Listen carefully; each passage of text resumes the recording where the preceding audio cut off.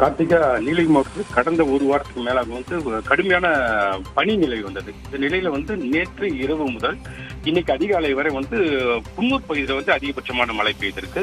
இதன் காரணமா பாத்தீங்கன்னாக்கா குன்னூர்ல உள்ள முக்கியமா இந்த உழவர் சந்தை சாலையில ஒரு மண் சரிவு ஏற்பட்டிருக்கு. அதாவது நிலச்சரிவு கிடையாது, மண் சரிவு ஏற்பட்டிருக்கு.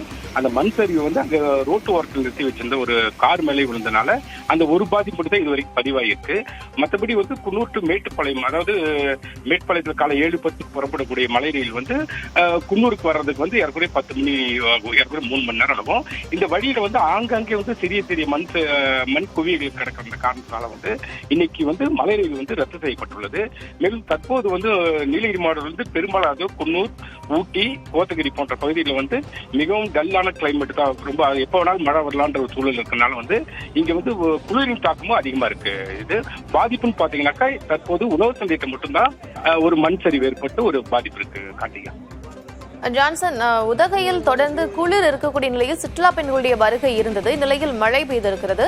பயணிகள் எவ்வளவு பாதிப்புக்குள்ளாயிருக்கிறாங்க? அது இப்ப தொடர் விடுமுறை, அதாவது கிறிஸ்துமஸ் புத்தாண்டு தொடர் விடுமுறை காரணமா சுற்றுலா பயணிகள் எண்ணிக்கை நீலகிரி மாவட்டத்தில் பொதுவாகவே இப்ப அதிகரித்தா காணப்படுது.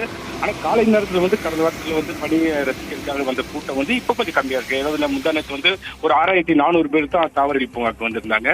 இது ஏற்கனவே 6 செல்சியஸ் வெப்பநிலை வரைக்கும் இருக்கிறதுனால ஒரு மிதமான காலநிலை தான் இங்க நிலவுனால ஒரு நார்மலான ஒரு சுற்றுலா பயணிகளோட வருகை தான் இங்க இருக்கு. கார்த்திகா அதிகபட்சமாக குன்னூர் 26 சென்டிமீட்டர் மழை பெய்திருக்கக்கூடிய நிலையில் அங்கு உழவர் சந்தை பகுதிகள் பாதிப்பு ஏற்பட்டிருக்கிறது. மேலும் சுற்றுலா பயணிகளும் பாதிப்படைந்திருக்கிறார்கள்.